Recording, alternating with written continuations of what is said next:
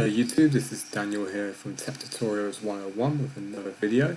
In this video I'm going to show you some networking on VirtualBox. So the first thing I'm going to show you is how to connect to the internet on your VirtualBox VM. So you've got your VM here, you want to come into settings, and down to network, and you're going to want to make sure this is on NAT and nothing else. So we click on NAT, click OK. I'm going to power this machine up.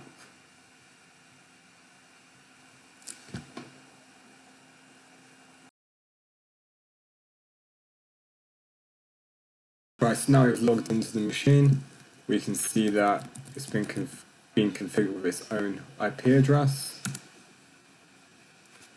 You can see 10.0.2.15, and then if we just do a ping to google.com, so we see we're now getting a response. And essentially what it's doing is it's using NAT, which is network address translation, to take this address and then translate it through to the IP address of the server that it's on, and then go through to the internet. So it's essentially passing through. And now if we open up Internet Explorer,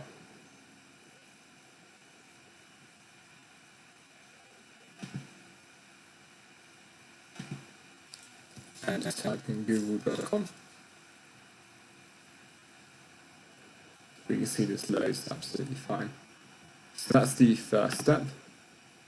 The next step we want to do is, let's say if we wanted to connect both of these machines together and allow them to communicate. So I'm just going to get that configured. So in order to do that, you want to come into Settings, down to Network, and you want to create an internal network. So select internal network and give it a name. So network 1, and then do the same on the next machine. And if you want to know how I was able to clone the devices, it's just right click clone, and it'll clone the VM with the same information. But as I said, we're going to go down network, internal network, and then network 1. And then you're going to want to configure a static address on each machine, which can be done in here, Ethernet, IPv4. So I've configured this as 192.168.100.5.